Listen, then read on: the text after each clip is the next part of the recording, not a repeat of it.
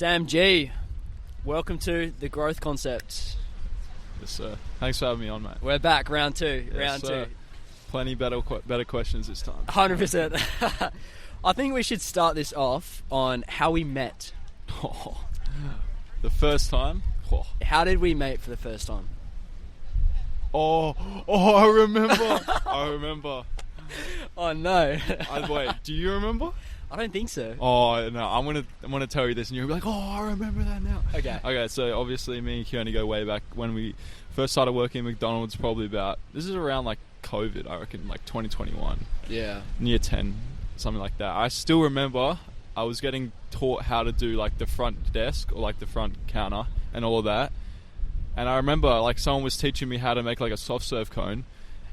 Oh, no, it wasn't that. It was, I was trying to learn how to put stuff into the front counter, like putting stuff through and then taking payments and stuff. And then I remember the first thing you said was someone else was teaching me. And then you came up to me, like us at the front, and you were like, oh, this is how you put like a free water. Oh, do you remember that? That's right. Do you remember that? Oh my gosh, And then I was looking at you, I was like, why do I even need to know that? Like, it's a free water. Obviously, I don't even need it. Because with the free water, back then, you don't have to put it through there. You can just fucking give them a free water. You don't have to put it through. It's just free. Yeah. Do you remember that? I think so. So vividly, yeah. I still remember that. It came to me just then. But, yeah. Before Wow. that, I actually forgot that. Like, that was the first time. Good old Macca's days. Macca's days. And then after that, yeah. I don't even remember too much, but I still remember that pretty, yeah. But that's so fun. Such a long time ago. I want to do something different, Sam. So obviously the last podcast you went on, that was at Kings Park.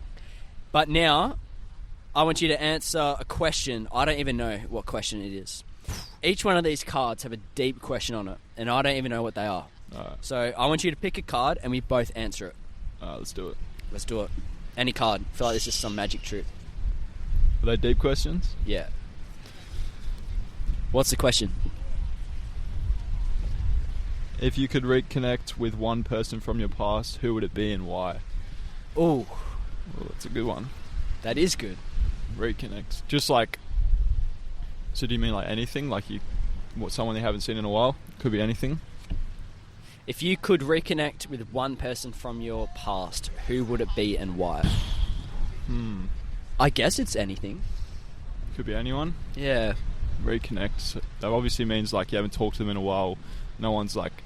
Yeah, okay. Fuck, this is hard, man. Because, like, There's obviously... Bro, I know so many people. I don't know if it's family, friends. Ooh. Probably... It's like a good one. I want to make it like a good one. Yeah. I'm, like, thinking as you think. Yeah, why don't you go first? Because Okay. you're the host. Give me time to think, you know? Okay. If I could reconnect with someone from my past... I think it would be the crew I used to skate with back in the day. Yeah. Because when this was during COVID, I got so close to a group of mates around my area. Yeah. And we would just skate, we were young, we would always have like sleepovers, like be an absolute menace. Yeah. But fuck man, that was so fun. Yeah. But then obviously as we've gotten older, we've like found our own kind of paths and separated. Yeah. So I think it'd be good to just, catch up with those people if that's what the question's asking. But obviously everything happens for a reason, and I wouldn't redo anything or live that life now because times have changed. How about you, man? Nah, just hearing your point of view, it's pretty much very similar. I wouldn't have one person, but I think just back in the day, like I was really close with all of the Macca's people back then, like. Because we'd see each other at work every single day, and it would be so good. Like, I'm not going to lie, when those times when we were working at Macca's, it was fucking pretty fun. Because we'd have, like, all the boys in the kitchen. We had people in drive-thru. The managers were chill. Shout out Liam Dunlop. best Macca's manager. But, I think just the old Macca's crew, because we would hang out after shift. Like, that was most of the time I wanted to learn, like, kitchen, and I'd literally just stay back. I didn't get paid extra, because it was that fun. Like, because it's the same thing with right now with, like, my passion for fitness. It's like, it doesn't even feel like work, so I just want to do it more and more. Like, probably just the Macca's crew. I wouldn't have a certain person, but, yeah. Love that, bro. So, Sam has been very organised and has prepped some questions to ask you. Yes, sir. So, Sam's the host of The growth concept. That's it. No. Okay, so if you don't know Sam, or if you listen to the Kings Park episode with Sam has an online coaching business. He specialises, correct me if I'm wrong at any time, brother, he specialises in lean bulking, how to gain muscle fast, because that's what you did. Gain muscle, stay lean in the process, gain confidence. There's all these different aspects where it's going to help you, but pretty much that, yeah. Yeah, and through Sam's journey of gym, discipline, meal prep, all this, he's learnt so much, and now he's teaching that to people wanting to level up in their fitness. So Sam, if you could go back and talk to yourself on day one, and you only have 5 things to tell him, what would you say and why? Yeah. This is the good question. This is the first one. That's why I was like, get straight into it. But yeah, so if I was to go back the first day in the gym, or like the first day where I was starting my fitness journey, I would go from, this is not in order, but I'll say 5. I'm not going to say in order, but definitely, so many. Definitely just learning the correct technique, just because, okay, I'm going to say technique and intensity in one.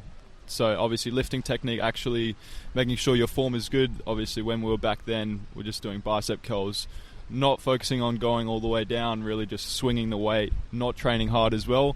Was not training close to failure. I was just doing the basic 3x12, and that's just not how, that's just not going to build muscle at the end of the day. Mainly due to the training intensity, just wasn't training hard enough. Was leaving like fucking 8 to 10 reps in reserve. So that's one. Wow, okay. Another one will be a nutrition one, just eating more whole foods. Like back then I was just thinking, like there is a sense of eat big to get big, but it's like realistically there's only a certain amount of muscle you can build as a natural. So I'll just focus on eating clean whole foods. That'll be number 2. And eating more of it as well, definitely, because... When you say clean whole foods, give me an example of what this is. Yeah. Just because back then when I used to go out, I used to pig out on McDonald's, KFC. Like, I'm not saying you can't do that and still build muscle. You definitely can, but I'll just focus on whole foods for most of my meals: breakfast, lunch, dinner, snacks. Just focusing on proteins, beef mince, steak, eggs, chicken, all the basic stuff like whole foods, single ingredient foods, and then like carbs, rice, potatoes. I used to have a lot of pasta as well. Pasta's a really good one for skinny guys trying to bulk up because it's super high calorie, super calorie dense, and it's easy to get down as well. That'll be number 2. Number 3 would be... Another one would just be trusting the process. Like realistically, consistency is key.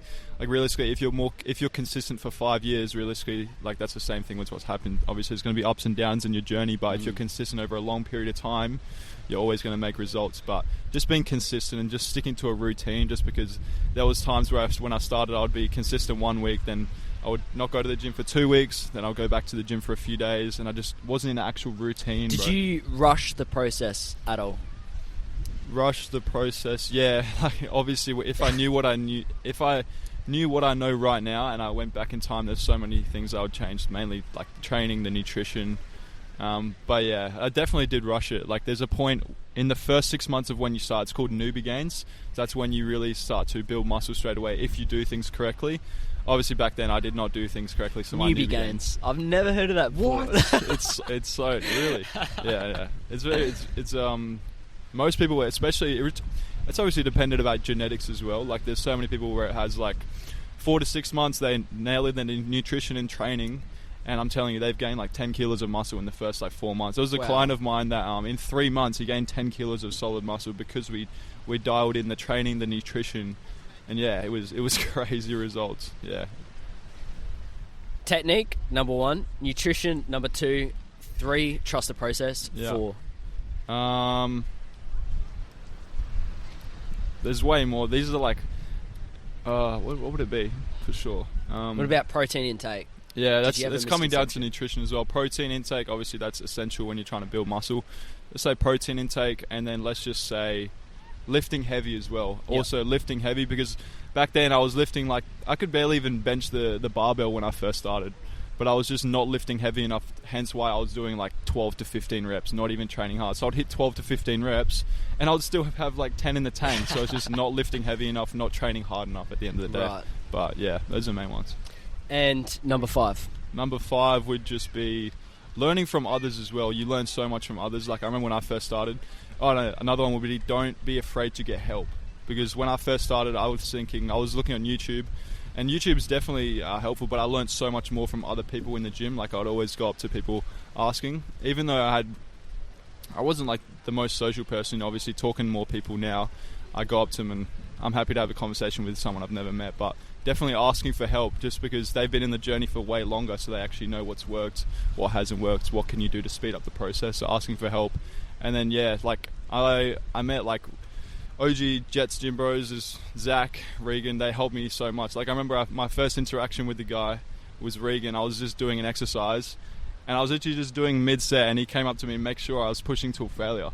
So it's just like small things like that. Yeah, like nice. You learn so much from other people. That good community. Community, yeah, 100%. Oh yeah, 1 second, bro. Just gonna make sure that.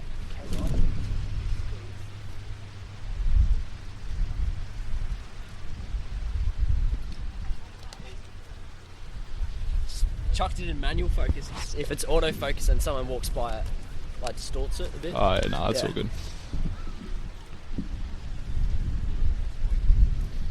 And 5 was having that community. Yeah, for sure. Learning from others, that's the biggest one. Don't be afraid to get help. Like if you're really stuck on your journey, there's people that are out there that's been in the exact same position as you. Like skinny guys, I've gone through it all. I've gone from 60, 65 kilos to 90, 95. I know what's worked. I know what hasn't worked. I know how you can speed up the process like so much. So don't be afraid to get help. And I'm always out there trying to give as much advice as possible with my content and always in the DMs. I'm always... With the plug, all links in the show notes below. Not even plugging, but just hit me up. If you have any questions like training, nutrition, how it all works, just don't be afraid to ask. Like I always want to help out as where I can. That's the main reason why, because I have a passion for helping people. Love that, bro. That's the main thing. And question 2, what were the top 3 habits holding you back from building more muscle in the gym?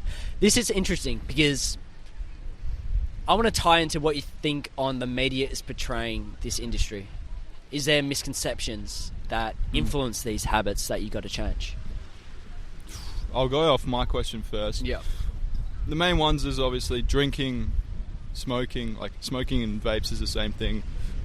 1, 2 habits. Those are the main ones. And then just the lifestyle of like going to parties, going out clubbing and all of that. It kind of all connects into one. But it's like those are different habits. Like you got smoking, you got drinking. But like back then we were all doing the same thing. Like you go to parties, you'll be vaping, you'll be drinking, all of that. Literally. But those are the main habits that really held me back for a while, because I would be going to the gym, I would be focusing on my training and my nutrition, but it's like I'll be going out Friday and Saturday and I'll be just drinking as much alcohol as I could just to get drunk at a party.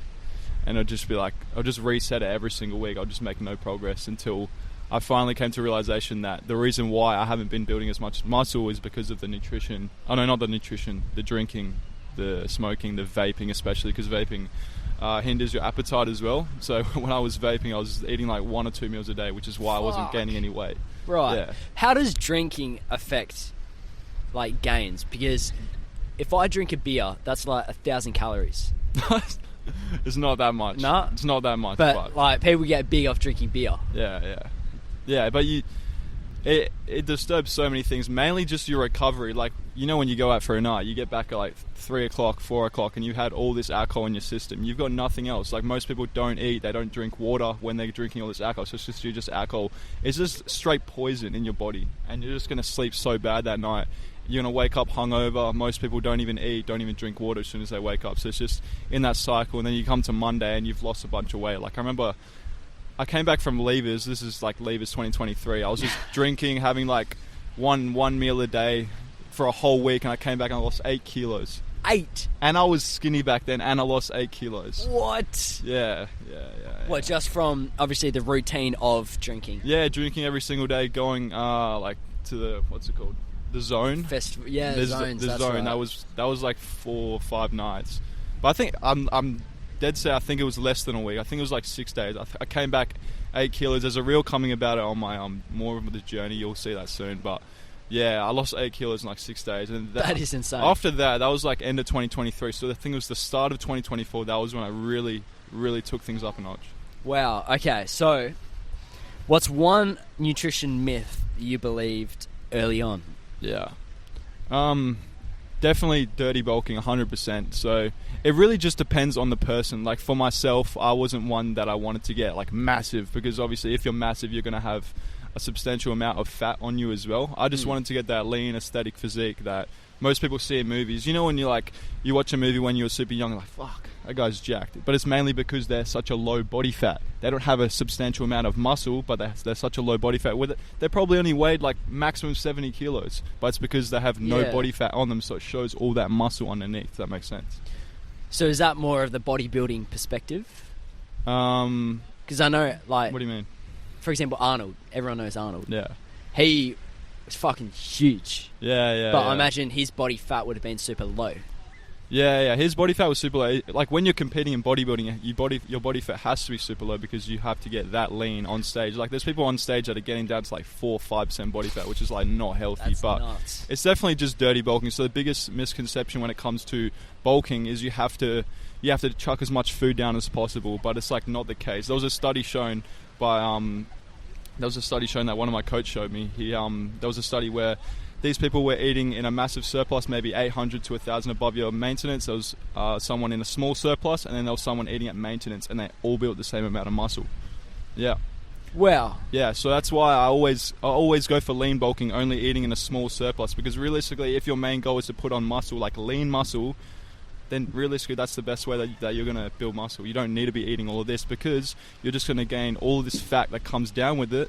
And realistically, when you're going to want to cut all that fat, when it comes down to summer, when you want to go to events, when you're going to go to the beach, you're probably going to lose that muscle anyway when you do actually cut, because most people cut incorrectly and they take it way too fast. When you want to take it slow, you want to retain all that muscle that you did build on your bulk, if that makes sense. At the moment, are you in a cut or bulk? Right now I'm in a build, yeah. So I just got back from Japan. So me and my coach were on maintenance just to see how my metabolism was, and then what does maintenance mean? Maintenance calories. So you're maintaining your weight. You're not losing weight. You're not gaining weight. So maintenance.